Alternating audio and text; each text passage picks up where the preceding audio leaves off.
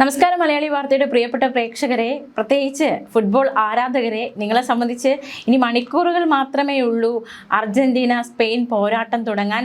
ആവേശം അലയടിക്കുകയാണ്. കേരളത്തിലെ ഫുട്ബോൾ പ്രേമികളെല്ലാം ജേഴ്സിയൊക്കെ അണിഞ്ഞ്, അവരുടെ ഇഷ്ടപ്പെട്ട ടീമിൻ്റെ ജേഴ്സിയൊക്കെ അണിഞ്ഞ് തയ്യാറായി നിൽക്കുകയാണ്.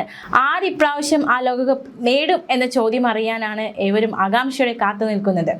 അർജന്റീനയുടെ ലോകകപ്പ് നേട്ടത്തെക്കാൾ മെസ്സിയുടെ അവസാന മത്സരമാകുമോ ഇത് എന്നൊരു ആശങ്ക കൂടി നിലവിൽ ആരാധകർക്കുണ്ട്. ടീം ജയിക്കണമെന്ന ഒരു പ്രാർത്ഥന, അതിനോടൊപ്പം തന്നെ മെസ്സിയുടെ അവസാന ലോകകപ്പാണോ ഇതെന്ന ഒരു ആശങ്ക കൂടി ആരാധകരെ സംബന്ധിച്ച് വേട്ടയാടുന്നുണ്ട്. കഴിഞ്ഞ ദിവസങ്ങളൊക്കെ നമ്മൾ കണ്ടതാണ്, നമ്മുടെ പ്രിയപ്പെട്ട താരങ്ങളൊക്കെ നെയ്മർ, അതുപോലെ തന്നെ റൊണാൾഡോ അടക്കമുള്ളവർ വിരമിച്ചിരുന്നു. അതുപോലെ തന്നെ മെസ്സിയും വിരമിക്കുമോ എന്ന ചോദ്യമാണ് ഉയർന്നത്. വിരമിക്കൽ പ്രഖ്യാപിച്ചിട്ടില്ല എങ്കിലും 39-കാരനായ മെസ്സി അടുത്ത ലോകകപ്പിനുണ്ടാകുമോ എന്ന ചോദ്യം, അദ്ദേഹം ബൂട്ടണിയുമോ എന്നൊരു ചോദ്യമൊക്കെ ഉയരുന്നുണ്ട്. വൺ ലാസ്റ്റ് ഡാൻസ് ലോകകപ്പിന് മുൻപേ പ്രചാരം നേടിയ ഈ പ്രയോഗം, ഇത് ശരിയാണെങ്കിൽ തൻ്റെ അവസാന ആട്ടത്തിനായി, അല്ലെങ്കിൽ അവസാന ഡാൻസിനായി, അവസാന മത്സരത്തിനായിട്ടായിരിക്കും അദ്ദേഹം ഇന്ന് ബൂട്ട് കെട്ടുക. പുൽമൈതാനങ്ങളെ ഇടങ്കാൽ മാജിക് കൊണ്ട് തീ പിടിപ്പിച്ച മഹാമാന്ത്രികന്റെ അവസാനത്തെ സ്റ്റേജ് ആകുമോ ഇന്ന് എന്നത് ഒരു ആശങ്കയായി തന്നെ, ഒരു ചോദ്യമായി തന്നെ ആരാധകരുടെ നെഞ്ചിൽ ഒരു പിടയ്ക്കുന്ന ചോദ്യമായി നിൽക്കുകയാണ്. ഈ ലോകകപ്പിലെ ഓരോ നോക്കൌട്ട് മത്സരവും അദ്ദേഹത്തിനൊരു ഫയർ എസ്കേപ്പ് ജാലവിദ്യ പോലെയായിരുന്നു. കാണുന്നവരുടെ നെഞ്ചിൽ തീ കോരിയിട്ട് നിമിഷാർദ്ധങ്ങൾക്കുള്ളിൽ ജീവൻ വെടിയുമെന്ന് തോന്നിപ്പിച്ച നിമിഷം. അവസാന നിമിഷം എതിരാളികളുടെ ചങ്ങലപ്പൂട്ടുകൾ തകർത്തെറിഞ്ഞ് ആകാശത്തേക്ക് കൈകൾ ഉയർത്തി നിൽക്കുന്ന മെസ്സി, ആവേശവും ആകാംക്ഷയും ട്വിസ്റ്റുകളും കൊണ്ട് അവസാന നിമിഷം വരെ ത്രില്ലടിപ്പിക്കുന്ന ഒരു സംഭവം തന്നെയായിരിക്കും അത്. ഈ ലോകകപ്പിലെ മെസ്സിയുടെ ഓരോ മത്സരങ്ങളും 2 പതിറ്റാണ്ട് നീണ്ട രാജ്യാന്തര കരിയറിലും ആ കാഴ്ചകളൊക്കെ കണ്ടതാണ്. അതിന്നും ആവർത്തിക്കുമോ എന്ന ചോദ്യമാണ് ഉയരുന്നത്. ആകാശനിലയും വെള്ളയും ഇഴചേർന്ന അർജന്റീൻ ജേഴ്സിയിൽ മെസ്സിയുടെ അവസാന ലോകകപ്പ് മത്സരമാകുമോ എന്നൊരു ചോദ്യമാണ് നിലവിൽ ഉയരുന്നത്.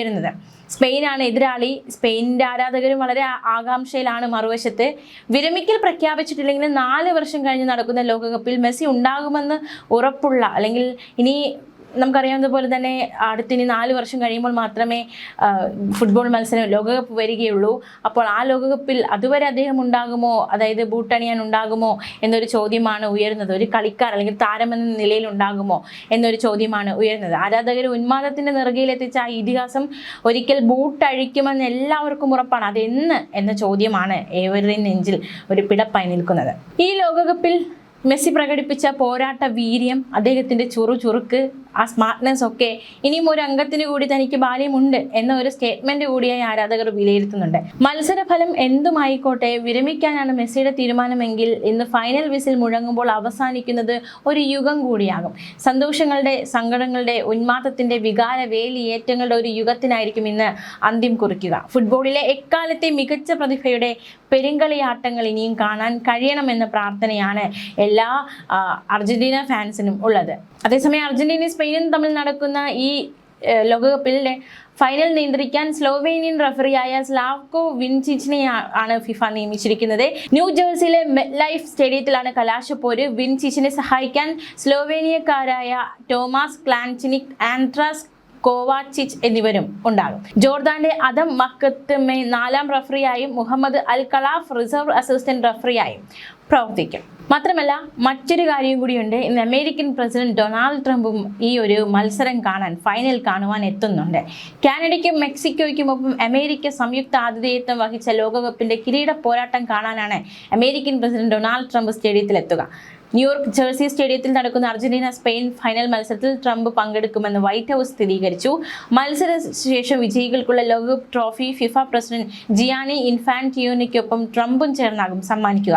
വ്യാഴാഴ്ച നടന്ന പ്രസ് ബ്രീഫിംഗിൽ White House press secretary Caroline ലീവിറ്റാണ് ഇക്കാര്യം ഔദ്യോഗികമായി അറിയിച്ചത്. അമേരിക്കയുടെ ചരിത്രത്തിൽ ഏറ്റവും കൂടുതൽ ആളുകൾ കണ്ട ഏറ്റവും സുരക്ഷിതവും വിജയകരവുമായ ലോകകപ്പിന്റെ സമാപനത്തിനാണ് പ്രസിഡന്റ് സാക്ഷ്യം വഹിക്കുക. ഫൈനലിന് മുന്നോടിയായി വെള്ളിയാഴ്ച ന്യൂയോർക്കിലെ ട്രംപ് ടവറിൽ നടക്കുന്ന ഫിഫ റിസപ്ഷനിൽ ട്രംപ് പങ്കെടുത്തിരുന്നു.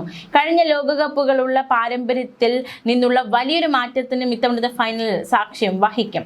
എന്തായാലും മത്സരം തുടങ്ങാൻ ഇനി മണിക്കൂറുകൾ മാത്രം ബാക്കിയാണ്. പ്രത്യേകിച്ച് കേരളത്തിനെ സംബന്ധിച്ച് നാളെ അവധിയൊക്കെ പ്രഖ്യാപിച്ചു കഴിഞ്ഞു.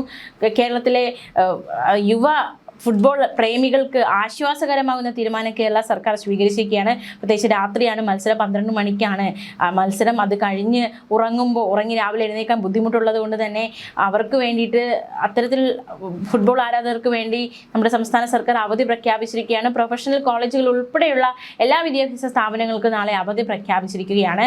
മാത്രമല്ല ഈ പരീക്ഷകൾക്ക് മാറ്റം ഉണ്ടാകില്ല എന്നുകൂടി അറിയിച്ചിട്ടുണ്ട്. അപ്പോൾ എന്തായാലും ഇനി നിമിഷങ്ങൾ മാത്രമാണ്. ചങ്കിടിപ്പ് കൂടുകയാണ്. സ്പെയിൻ, അർജന്റീന ആര് നേടും ആ ലോകകപ്പ്?